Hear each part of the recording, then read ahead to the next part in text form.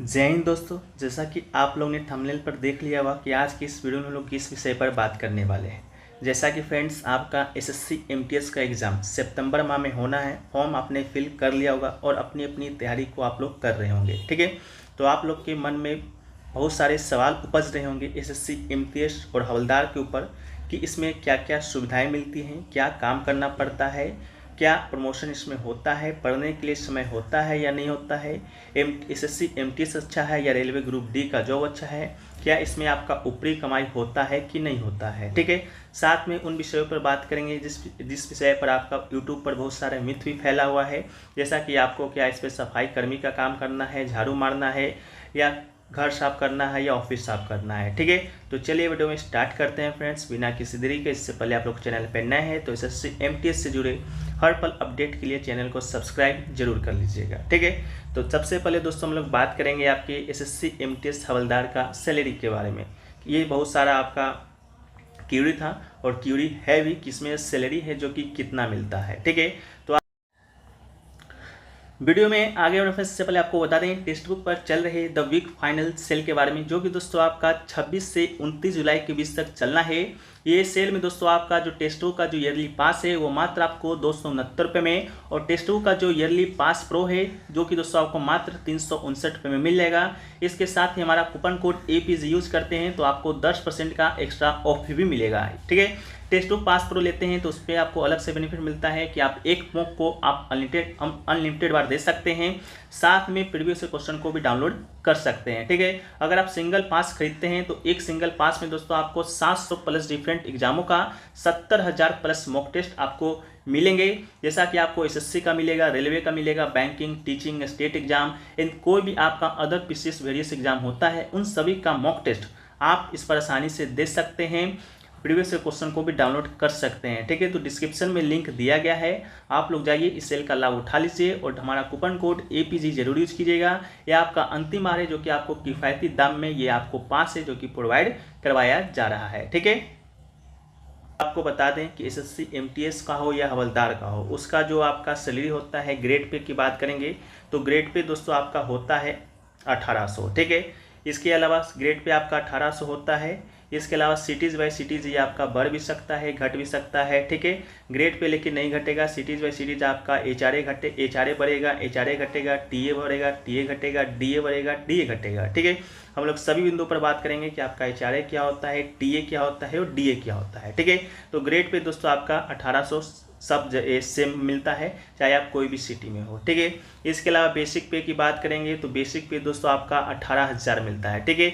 Basic पे कितना मिलता है तो आपका 18,000 मिलता है चाहे आप कोई भी सिटी में जॉब कर रहे हो, चाहे आप दिल्ली में कर रहे हो या मुंबई में कर रहे हो, आप कहीं बिहार में कर रहे हो या कहीं तमिलनाडु में कर रहे हो, ठीक है। तो बेसिक पे दोस्तों आपका सेम रहेगा। बात कर लेते हैं HRA का। तो HRA दोस्तों आपका HRA होता क्या है तो HRA मतलब होता है दोस्तों हाउस रेंट अलाउंस, ठीक है। मतलब कि आपका रेंट का जो भत्ता होता है वो होता है। तो ये जो आपका होता है HRA दोस्तों आपका घटते बढ़ते रहता है। अब महंगा शहर में जाइएगा तो आपको HRA ज़्यादा मिलेगा, सस्ता शहर में जाइएगा तो HRA आपको कम मिलेगा, ठीक है। तो हम मान के चलते हैं कि जो बड़े सिटी होते हैं उसका HRA आपका 5400 है। और TA की बात करेंगे, TA मतलब होता है ट्रेवलिंग अलाउंस, यानी कि आपका जो आप जाते आते हैं आपका ट्रेवल में जितना खर्च होता है वो कितना मिलता है, ठीक है। तो दोस्तों आपका 1850 रुपये मिलता है। इसके अलावा दोस्तों आपका होता है DA यानी कि DNS अलाउंस यानी कि महंगाई भत्ता, ठीक है। तो महंगाई भत्ता की बात करेंगे तो दोस्तों आपका 6,840 रुपये आपका मिलता है आपका बड़े शहरों में, जैसे दिल्ली हो गया, मुंबई हो गया, कोलकाता हो गया, ठीक है। लेकिन बेसिक पे दोस्तों आपका 18,000 ही मिलेगा, ठीक है। जो ग्रोस सैलरी आपका बनेगा टोटल वो दोस्तों आपका 32,000 के समथिंग में बनेगा। ये आपका टोटल ग्रोस सैलरी आपका बनेगा, ठीक है। इसके अलावा बात करेंगे तो ये जो ग्रोस सैलरी है आपका अप डाउन भी हो सकता है। सिटीज़ कोई महंगा सिटीज़ में आपका ग्रोस सैलरी थोड़ा सा ज़्यादा होगा, लेकिन ये नहीं होगा कि आपको हम अभी 32,000 बता रहे हैं तो आपका 40,000 हो जाए, ठीक है। 1,500 का डिफरेंस अप डाउन आपको देखने को मिलेगा, ठीक है। इसके अलावा आपका कटेगा कितना, NPS वगैरह कटता है, अदर डिडक्शन होता है तो वो कटता है दोस्तों आपका 3200 के समथिंग, ठीक है। समथिंग जो NPS कटता है वो दोस्तों आपका ग्रोस सैलरी पर कटता है, ना कि आपका बेसिक पे पर कटता है, ठीक है। तो ये आपका जो NPS कटता है वो दोस्तों आपका ग्रोस सैलरी पर कटता है, ठीक है। 3200 मान के चलते हैं कि आपका कटता है 100 प्लस 100-200 रुपया दोस्तों आपका क्या करता है, इंश्योरेंस वगैरह करता है। तो आपको इन हैंड जो आपको मिलता है रुपया वो दोस्तों आपका 28,800 के समथिंग रुपया आपको मिलता है। कहीं कहीं आपका 30,000 भी मिल सकता है, 32,000 तक आपको ज़्यादातर जाएगा। उससे न 28,000 से कम भी नहीं जाएगा, चाहे 32,000 से ऊपर भी आपका नहीं जाएगा। ठीक है, तो ये दोस्तों हम लोग बात कर लिए आपका सैलरी के ऊपर। ठीक है, अब हम लोग बात कर लेते हैं दोस्तों आपका प्रमोशन के ऊपर कि एसएससी MTS हवलदार में प्रमोशन कब होता है, होता भी है तो आपका जो सैलरी होता है वो क्या बढ़ता है या नहीं बढ़ता है। ठीक है, तो देखिए जो प्रमोशन होता है दोस्तों, आपको फर्स्ट जो प्रमोशन होगा वो दोस्तों आपको 3 साल का सर्विस के बाद ही होगा और आपका ग्रोस सैलरी दोस्तों आपका 1900 रुपया तक बढ़ सकता है। सेकेंड प्रमोशन की बात करेंगे तो 3 साल के बाद ही होगा। इसके अलावा 2000 का ग्रोस सैलरी इसमें बढ़ सकता है। थर्ड प्रमोशन दोस्तों आपका 5 साल के बाद होगा। ठीक है, थर्ड प्रमोशन की बात करेंगे तो 5 साल के बाद होगा। जो फाइनल प्रमोशन होता है वो दोस्तों आपका 5400 के ग्रेड पर तक जाता है। आपका जो सैलरी है वो टोटल ओवरऑल आपका 60 से 65,000 रुपये तक आपका एसएससी MTS में जा सकता है। लेकिन ये दोस्तों आपका प्रमोशन है जो कि बहुत ही कम होता है, बहुत लंबे अंतराल पर होता है। आप लोग किसी भी अगर आप कहीं भी जॉब करते हैं तो उसमें प्रमोशन देखते होंगे कि प्रमोशन का जो प्रक्रिया है वो अभी बहुत थोड़ा स्लो चल रहा है, लेटर यहाँ पर रुका हुआ है, लेटर वहाँ पर रुका हुआ है। तो ये प्रमोशन दोस्तों थोड़ा आपका लंबे समय तक कभी कभी बाधित भी होता है, कभी कभी आपका हो भी सकता है। लेकिन जो फर्स्ट प्रमोशन होगा वो दोस्तों आपका 3 साल के बाद होगा। ठीक है, अब हम लोग बात कर लेते हैं दोस्तों कि आपका एसएससी MTS हवलदार के एग्जाम में करना क्या होता है। ठीक है, तो एसएससी MTS N हवलदार, इसमें आप 2 शब्द देख रहे होंगे, आपका MTS एक आपका हवलदार। ठीक है, दोनों विषय के ऊपर हम लोग बात करेंगे। सबसे पहले MTS के बारे में बात कर लेते हैं। MTS का दोस्तों आपका फुल फॉर्म होता है मल्टीटास्किंग। ठीक है, मल्टीटास्किंग स्टाफ। ठीक है, तो आपका MTS का फुल फॉर्म होता है मल्टीटास्किंग स्टाफ। इसमें आपका एक शब्द दिख रहा होगा मल्टीटास्किंग। ठीक है, आप लोग के घर में भी कोई ना कोई होगा, आपका दोस्त होगा, रिश्तेदार होगा जो कि आपका मल्टी टैलेंटेड होगा। ठीक है, तो मल्टी टैलेंटेड होगा तो वो क्या करता होगा, एक सभी प्रकार के काम वो आपका कर लेता होगा। ठीक है, पंखा भी कस लेता होगा, पढ़ाई भी कर लेता होगा, कंप्यूटर भी बना लेता होगा, मोबाइल भी बना लेता होगा। ठीक है, तो ये दोस्तों आपका हो गया मल्टीटास्किंग। तो इसमें दोस्तों आपको क्या मिलेगा, विभिन्न प्रकार के जो काम होते हैं। ठीक है, विभिन्न प्रकार के कामों के लिए आपको नियुक्त किया जाता है। जैसे कि मान लीजिए किसी फाइल को कैरी करना है, एक तल्ला से दूसरी तल्ला तक पहुंचाना है। ठीक है, तो वो फाइल आपको कैरी करने के लिए दिया जाएगा। ठीक है, इसके बाद फाइल के रख रखाव के लिए भी आपको नियुक्ति किया जाएगा कि फाइल को 2020 का कौन फाइल है तो उसको एक जगह करके रखना है, 21 का कौन फाइल है उसको एक जगह करना है। ठीक है, इसके बाद बहुत सारे मिथ भी फैला हुआ है कि आपको प्यून का नौकरी करना होता है, जैसे कि पानी पिलाना होता है, सफाई करना होता है। तो ये बिल्कुल गलत बात है। ठीक है, एसएससी MTS का में आपको प्यून का काम नहीं करना पड़ता है। मान के चलते हैं कि जैसे मान लीजिए आप यहाँ पर इस कंप्यूटर पर काम कर रहे हैं। ठीक है, मान लीजिए आपकी कोई सीनियर है, वो आपको बोलें कि आपको क्या करना है, फैक्स भेजना है। ठीक है, आपको वो लिख कर दे दिए, आपको क्या करना होगा, फैक्स भेजना होगा। ठीक है, या फैक्स आपको रिसीव भी करना होगा। तो मान के चलते हैं आप इस मशीन पर काम कर रहे हैं। ठीक है, तो अगर आप मशीन पर काम कर रहे हैं तो मशीन की जिम्मेदारी किसकी होती है। ठीक है, अगर आप काम कर रहे हैं, मान लीजिए आपका मोबाइल है तो आप अपने मोबाइल में साफ़ सुथरा रखते हैं, उसमें टेम्पर लगा के रखते हैं, तो मोबाइल की जिम्मेदारी आपके पास है।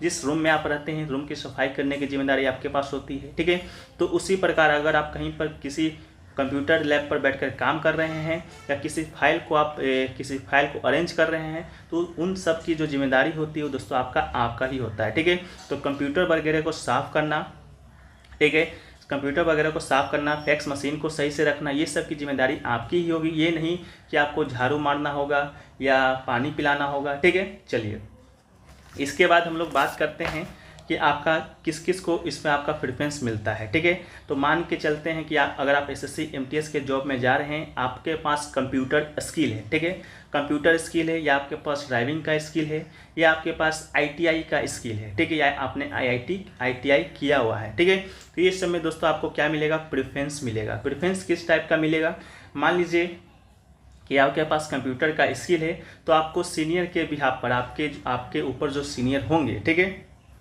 उसके बिहाफ पर आपको मेल करना होगा, फाइल को तैयार करना होगा। तो ये सब दोस्तों आप कर सकते हैं। इसके बाद मान के चलते हैं आपके पास ड्राइविंग का स्किल है। ठीक है, तो ड्राइविंग का स्किल है तो आपको जो आपके ऊपर जो सीनियर होगा होगा उसको दोस्तों आपको ऑफिस लाने ले जाने की जिम्मेदारी भी मिल सकती है। ठीक है, ये जो सीनियर की जो ड्राइविंग की जो आपका जिम्मेवारी है वो आप मान के आप भी सोच रहे होंगे 2400 घंटा की, जहाँ सीनियर जाएंगे वहाँ जाएंगे, तो ये नहीं। ठीक है, बस जो आपके ऑफिस टाइम का होगा वही जिम्मेदारी आपको मिलेगा 8 से 10 घंटा। ठीक है, इसके बाद मान के चलिए आप IIT किए होंगे, ITI किए होंगे, सॉरी, ठीक है, ITI किए होंगे, तो आपको इलेक्ट्रिक वर्क की भी जिम्मेदारी है जो कि आपको मिल सकती है। ठीक है, तो ये दोस्तों आपको प्रेफरेंस मिलता है। ठीक है, ये नहीं कि आपको झाड़ू मारना है, पोछा मारना है। झाड़ू पोछा मारने के लिए आपको अलग से जो आपका नियुक्त होता है प्यून, वो आपके लिए रहता है। ये नहीं कि आप ही को SSC MTS के वैकेंसी के तौर पर जा रहे हैं, जाइए आप वहाँ पर झाड़ू मारिए, तो बिल्कुल आपका गलत है।